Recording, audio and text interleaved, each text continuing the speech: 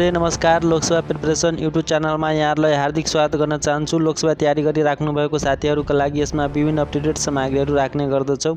त्यही राख्ने क्रममा आज म नेपाल इन्जिनियरिङ सेवा सर्वे समूह चौथो तहमिन पदको कर्णाली प्रदेश लोकसेवा आयोगको पाठ्यक्रम लिएर उपस्थित भइसकेको छु। कृपया भिडियोलाई अन्तिमसम्म हेर्नुहोला, किनकि यस प्रदेशको पाठ्यक्रम सङ्घ र अन्य प्रदेश लोकसेवा आयोगको पाठ्यक्रमभन्दा यो फरक किसिमको यसको पाठ्यक्रम छ। कृपया च्यानलमा नयाँ हुन्छ भने च्यानललाई सब्सक्राइब गरेर नोटिफिकेसनमा राखिदिनु होला।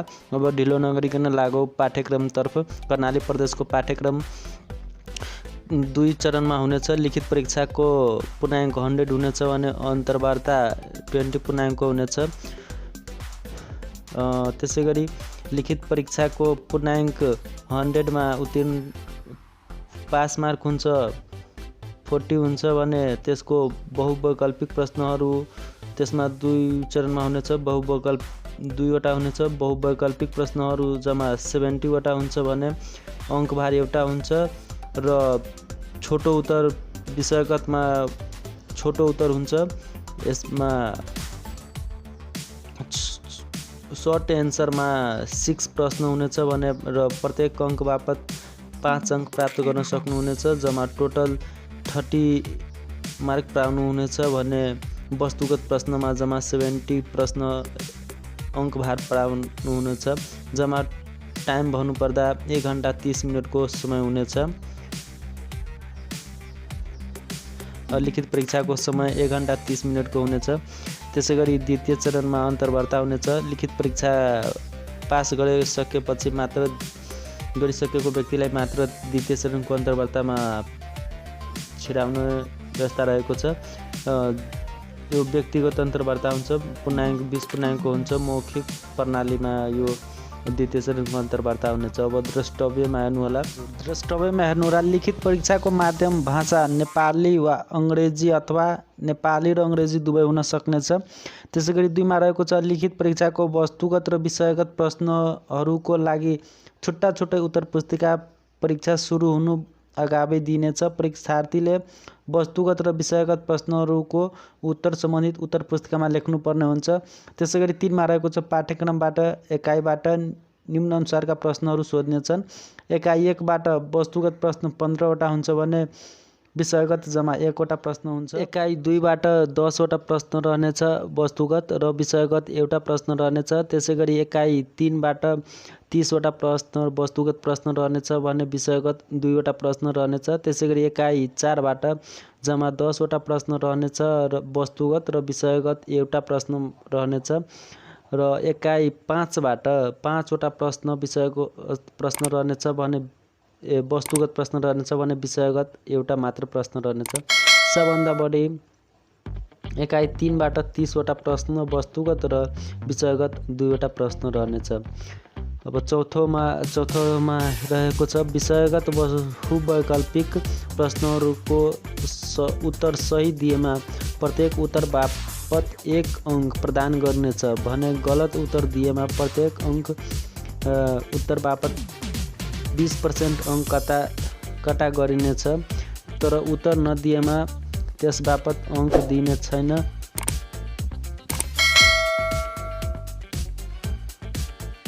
त्यसैगरी 5 मा रहेको छ यस पाठ्यक्रममा जुनसुकै लेखिएको भए तापनि पाठ्यक्रममा परेका ऐन नियम तथा नीति नियम परीक्षाको मितिभन्दा 3 महिना अगाडि संशोधन भएका र संशोधन भई हटाइएका वा थप गरी संशोधन भई कायम रहेकालाई यस पाठ्यक्रममा परेको सम्झनु पर्ने हुन्छ।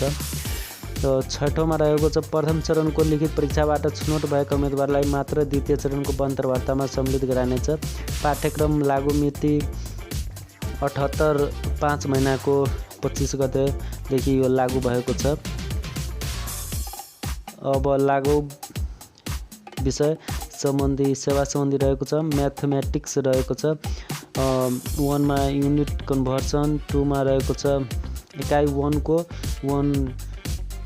3 मा रहेको छ पर्सेन्टेज। एकाइ 1 को 4 मा square and square root measurement of area and volume regular surface.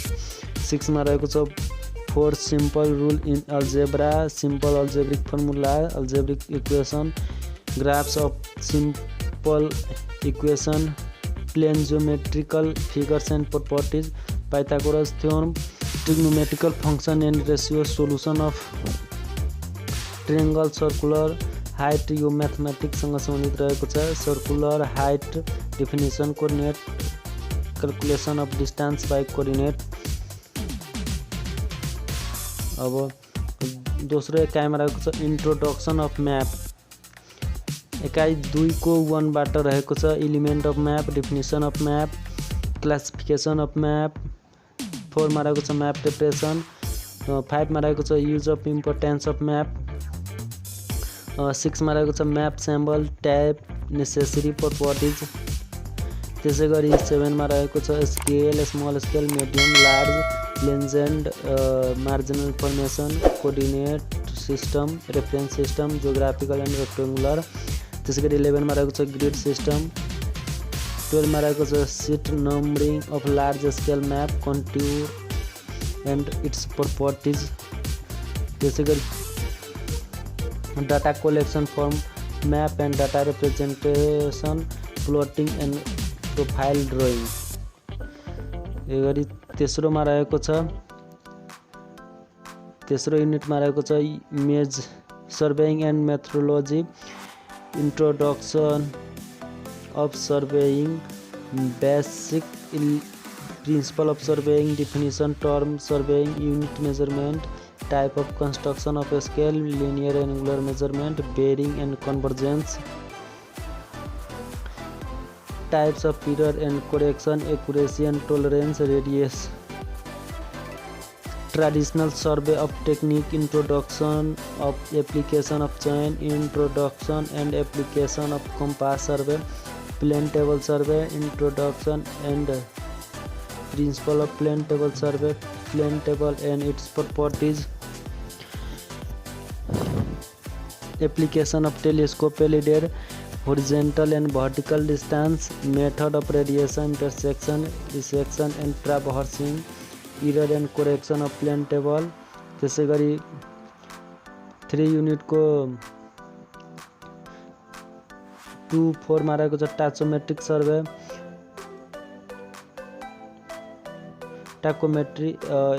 टाकोमेट्री को इन्ट्रोडक्सन र एप्लिकेसन रहेको छ। त्यसै गरी 3.3 मा रहेको छ cadastral survey, purpose, importance, method of cadastral survey, plane table and digital. त्यसै गरी preparation of cadastral map, preparation of land record, procedure preparing and record land certificate, database, maintain of land record, land register, updating of database. Cadastral सर्वेको लास्टमा delineation, demarcation of parcel boundary in field and preparation of Muchulka horizontal control survey, traversing, introduction, principal, importance and use, recognition and monumentation, observation and field check, preparation of traverse chart, triangulation, introduction, principal, importance and use, recognition, monumentation, observation and field check। triangulation मा रहेको छ preparation of traverse chart. अब GNSS रहेको छ global navigation satellite system, basic concept त्यसको चाहिन्छ। त्यसै गरी अब 3 युनिट को 5 मा रहेको छ भर्टिकल कन्ट्रोल सर्वेइङ, लेबलिङ रहेको छ। लेबलिङ को इन्ट्रोडक्सन, लेबलिङ को डिफिनिसन, त्यसको टर्म्सहरूको definition, level line, horizontal line, mean sea level, MSL data, benchmark, reduce level, relative height, field procedure, RL of level, source of error, precaution of लेबलिङ। त्यसै गरी 4 युनिटमा रहेको छ instrument and its maintain, theodolite इन्स्ट्रुमेन्टहरूको theodolite and its classification, care and maintain, source of error, temporary adjustment. अब 4 मा रहेको छ level instrument and its type, function, care and maintain, source of error and its adjustment, distance meter, introduction and type, telescope LED, function, care and maintain, use of hand H and V, scale, distance calculation, source of error, total station, TS basic, understanding मनले 5 मा रहेको छ। लास्टमा 5 युनिटमा रहेको छ generally कुराहरू जुन नियम कानुनहरू छन्।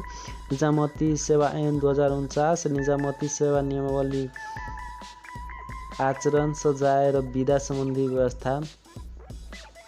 त्यसै गरी 2 मा रहेको छ जग्गा नाप जाँच ऐन 2019 र जग्गा नाप जाँच नियमावली 2058, भूमि सम्बन्धी ऐन 2021, स्थानीय सरकार सञ्चालन ऐन 2024 मा रहेका जग्गा सम्बन्धी व्यवस्थाहरू। अब तल मोडल क्वेसनहरू रहेको छ। मोडल क्वेसनहरू कस्तो प्रकारको रहनेछ भने त्यसको क्वेसनहरू के कस्तो छ भनेर हेर्नु होला। अब्जेक्टिभ क्वेसनहरू रहेको छ।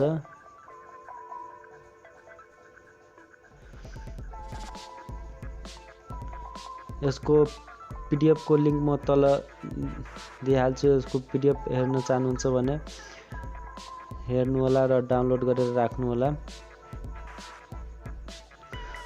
आजको भिडियो हजुरलाई कस्तो लाग्यो, राम्रो लाग्यो भने साथीहरूलाई पनि हेर्नलाई भनिदिनु होला। हस्त, धन्यवाद, नमस्कार।